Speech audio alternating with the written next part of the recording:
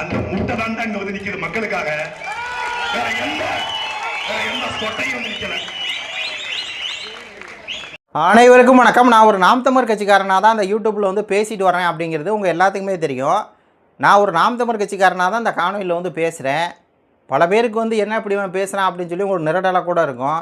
இந்த காணொலி முழுசாக பார்த்துட்டு அதுக்கப்புறம் நீங்களே வந்து முடிவு பண்ணுங்கள். ஏன் நான் சொல்கிறேன் அப்படின்னா, நேற்றைக்கு சாட்டை துணை பேசின பேச்சு மேம் எனக்கு வந்து ரொம்ப சங்கடத்தை குறித்து ரொம்ப ஒரு மாதிரி அதிர்ச்சியாக இருந்துச்சு.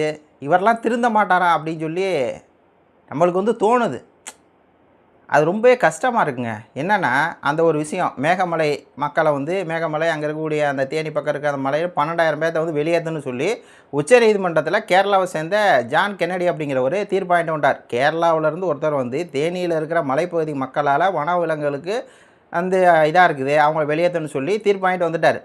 சரி, தமிழ்நாட்டு அரசு அதுக்கு என்ன பண்ணுது அப்படின்னா, அந்த மக்கள்லாம் வெளியேறதுக்காக ஆக்கிரமிப்பு பண்ணிட்டாங்கன்னு சொல்லி விஜய் நாராயண் அப்படிங்கிற தாவேகாவுடைய தலைமை வக்கீல், அவர் ஒரு மலையாளி என்ன பண்ணுறாரு, உச்சநீதிமன்றத்தில் போய் கேஸை போட்டு இந்த மக்களை வெளியேற்றணும்னு சொல்லி தீர்ப்பாயிட்டு வந்துடுறாரு. இன்னொரு மலையாளி விஜய் கட்சியில் இருந்த வக்கீல் என்ன பண்ணுறாரு, ஆக்கிரமிப்பு பண்ணியிருக்காங்க வெளியேற்றணுங்கிறாங்க. இது பிரச்சனை வந்து உச்சநீதிமன்றத்துக்கும் தமிழ்நாடு அரசுக்கும் போயிட்டுருக்கு.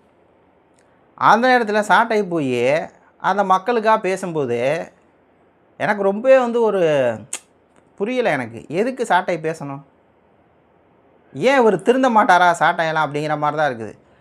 அது திருந்தலை. அதை விட அவர் சொல்ல ஒரு விஷயம் என்னால் வந்து ஏற்றுக்கவே முடியல. இந்த மாதிரி அனிதா ராஜேஷனை கைது பண்ணிட்டாங்க, அதே மாதிரி மார்க்கெண்டை கைது பண்ணிட்டாங்க, உதயநிதி ஸ்டாலினை கைது பண்ணிட்டாங்க அப்படின்னு அவர் அதை பேசுகிற தோரணை அப்படி இருக்குது.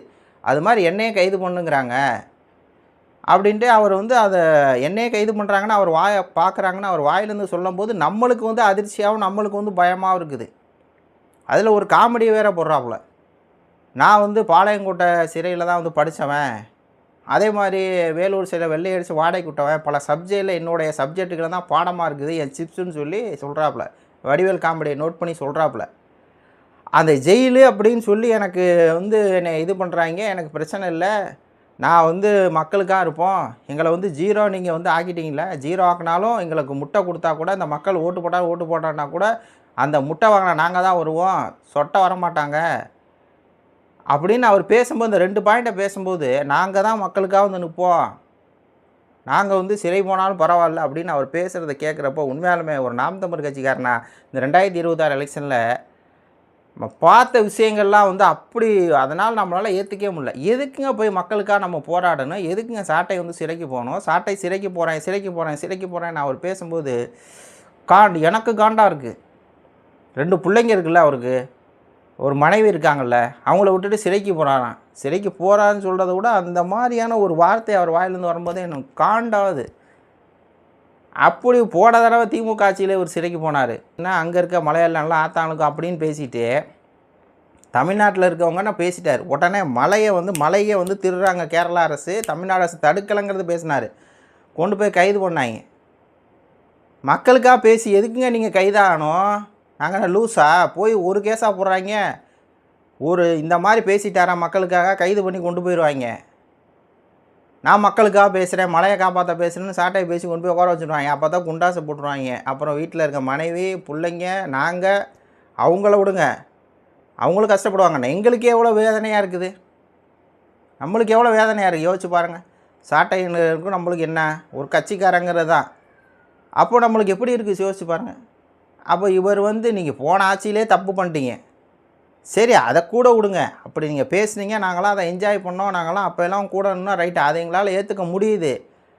ஆனால் இப்போ போய் மக்கள் நம்மளை அப்படியே வந்து மக்கள் என்ன எதிர்பார்க்குறான், ஒன்றுமே நம்ம பண்ண தேவையில்லை. 5,000 ரூபா காசு கொடுக்குறேன்னு சொல்லுங்கள், 12 சிலிண்டர் கொடுக்குறேன்னு சொல்லுங்கள், ஓட்டு உங்களுக்கு போடுவான். அதே மக்கள் போடுவான். மேகமலையில் விஜயால் பாதிக்கப்பட்ட மக்கள் உங்களுக்கு அப்போ தான் ஓட்டு போடுவாங்க. நீங்கள் அந்த மக்கள் பிரச்சனைக்காக இப்போ போய் நிற்கிறீங்க அப்படின்னு சொல்லி உங்களுக்கு ஓட்டு போட்டுருவாங்களா, சீமானனுக்கு வந்து ஓட்டு போட்டுருவாங்களா, ஓட்டு போட மாட்டாங்க. சும்மா நம்ம போய்கிட்டு நம்ம எனர்ஜியை லாஸ் பண்ணிக்கிட்டு எதுக்கு, ஃபஸ்ட்டு உங்கள் எனர்ஜியை லாஸ் பண்ணிக்கிட்டு தேவையில்லையே, யூடியூப்லேயே உட்காந்து பேசுங்க, அதோட முடிஞ்சிச்சு. அப்படி போய் பேசும்போது நான் அந்த மக்களுக்காக நாங்கள் வந்து நிற்போங்கும் போதே நம்மளுக்கு வந்து எரிச்சலாக வருது. எதுக்குங்க நீங்கள் மக்களுக்காக நிற்கணும், துப்புரவு பணியருக்காக போய் நின்னீங்க, என்ன ஓட்டு போட்டாங்களா, மீனவருக்காக நின்னீங்க, மாணவருக்காக நின்னீங்க, சாதிவார் கணக்கெடுப்புன்னு சொல்லி எல்லாம் தமிழருக்காக நின்னீங்க. தமிழர் உரிமைக்காக காவேரி பிரச்சனைக்கு நின்னீங்க, பாலாறு பிரச்சனைக்கு, முல்லை பெரியார் பிரச்சனைக்கு, இலங்கை தமிழர் பிரச்சனைக்கு, என்ன பிரச்சனைக்கு 8 வழிச்சாலைக்கு, டங்ஸ்டனுக்கு. இவர் எந்த இடத்துல பேசாமல் இருக்குது நாம் தமிழர் கட்சி. ஆனால் என்ன பண்ணிட்டாங்க, எந்த ஆஃப் த டே திமுகவால் அடக்குமுறை ஏவப்பட்ட சாட்டை துறைமுறைகள் திமுகவோட காசு வாங்கிட்டாருன்னு பேசிட்டாங்க. வேலை முடிஞ்சு. அவங்களுக்கு அவ்வளோதாங்க. அதை நம்பிட்டு போயிடுவாங்க. அது மட்டும் இல்லாமல் அவங்களுக்கு தேவை என்னங்க, பாரிசார் என்ன சொல்கிறாரு, பாரிசார் என்ன சொல்கிறாரு, விஜய் அவர் எல்லோரும் ஃப்ரீ கொடுக்குறாங்க, விஜய் ஃப்ரீ சொல்கிறாரு, அது பொலிட்டிக்கல் ஸ்ட்ராட்டஜிங்கிறாங்க. அப்போது விஜய் அவர்கள் ஃப்ரீ வந்து அனௌன்ஸ் பண்ணி அதை கொடுக்குறேன்னு சொல்லி ஏமாற்றி ஓட்டுவாங்கன்னா அது பொலிட்டிக்கல் ஸ்ட்ராட்டஜின்னா நீங்கள் ஏன் சொல்லக்கூடாது, நீங்கள் அப்படி தான் பண்ணணும். விஜய் என்ன போய் 8 வழிச்சாலைக்குனாரா, இல்லை வந்து தமிழர் உரிமைக்காக ஏதாவது ஒரு சின்ன கிள்ளிக்கீரை கிள்ளி போட்டிருப்பாரா, நீட் பிரகாரம் எதுக்குமே பண்ணலைங்க அவர். சிஏஏ போராட்டம் எதுக்கு, ஒரு அறிக்கை கூட உள்ள சிஏஏ போராட்டத்துக்கு. இவர் போய் சிஏஏ போராட்டத்துக்கு சீமான ரத்தம் தொண்டையில் வர வர பேசியிருக்காரு.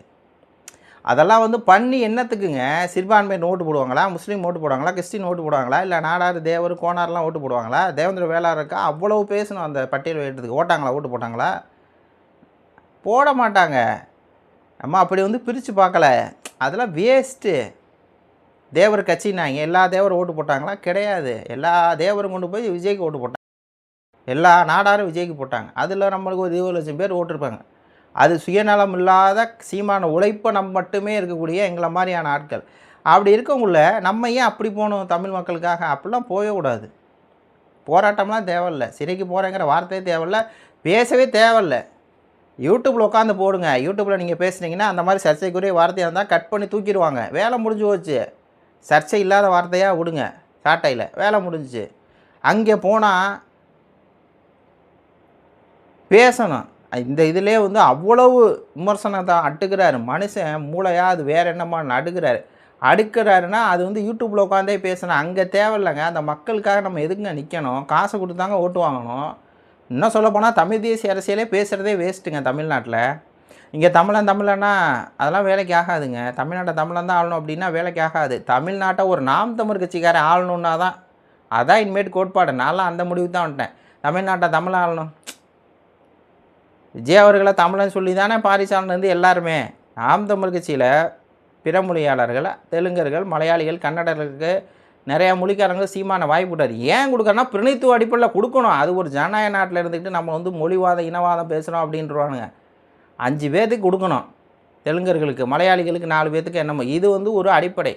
அப்படி நம்ம கொடுக்கும்போதே பாரிசா என்ன பண்ணுறாரு, தெலுங்கரை போட்டிருக்க, தெலுங்கரை வேட்பாளரை போட்டிருக்க அப்படின்னு கொத்துவாப்பில். ஸ்ரீதர் பாரு தெலுங்கர், வழக்கறிஞர் ஸ்ரீதர் தெலுங்கர், அவருக்கு ஏன் சீட்டு கொடுத்த, கும்முடி புண்டியில் அவர் நிற்க வச்ச, ஒரு பிராமணருக்கு 5 சீட்டு கொடுத்துட்டாருங்க. எல்லாம் பொங்குனாங்க. ஆனால் அதை விட விஜய் அவர்கள் பார்த்தீங்கன்னா அவ்வளவு தெலுங்கர்களுக்கு வாய்ப்பு கொடுக்குறாரு. ஜான் ஆரோக்கியசாமி, விஷ்ணு ரெட்டி, கார்த்தியா இது என்னது கீர்த்தனா அவர்கள், ஜான் ஆரோக்கியசாமி அவர்கள், அப்புறம் நம்ம ஆதவ் அர்ஜுனா அவர்கள், இன்னும் போயிட்டே இருக்குது அந்த லிஸ்ட்டு. வெங்கட் நாராயணன் அவர்கள்னு போயிட்டே இருக்குது.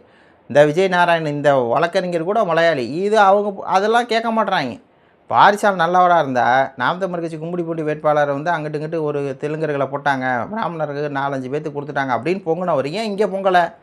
ஏன்னா தமிழ் தேசிய அரசியல் இல்லைங்க தமிழ்நாட்டில். தமிழ் தேசிய அரசியல் பேசுகிறவங்க பூரா போலியாக இருக்காங்க. பாரிசான் போன்ற நபருடைய உண்மை முகம்லாம் அவங்களுக்கு இப்போ தானே வெளியே வருது.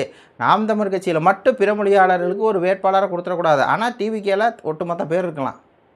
விஜயன் தமிழன் தான், அப்போ தமிழ்நாட்டை தமிழன் தான் ஆளணுங்கும் போது ஓகே அப்படின்ட்டுருவாங்க. புரியுதுங்களா? தமிழ்நாட்டை தமிழ் ஆளணும்னு இதுக்கு மேலே சொல்லக்கூடாது. தமிழ்நாட்டை ஒரு நாம் தமிழ் கட்சிக்காரன் ஆட்சி செய்யணும். அதுதான் நாம் தமிழ் கட்சி ஆட்சி செய்யணும். அதான் அதை விட்டுட்டு நான் வந்து போராட்டம் பண்ண போகிறேன், ஜீரோ வாங்கின கட்சி தான் மக்கள் போராட்டத்துக்கு வந்துருக்குது, எங்களுக்கு மக்கள் தான் முக்கியம், மக்களுக்காக நாங்கள் போராடுவோம், ஓட்டு போட்டாலும் ஓட்டு போடாட்டினாலும் அப்படிங்கிற வார்த்தையை ஃபஸ்ட்டு விடுங்க. ரொம்ப கஷ்டமாக இருக்குது. உங்கள் கருத்துக்களை சொல்லுங்கள். நன்றி, வணக்கம்.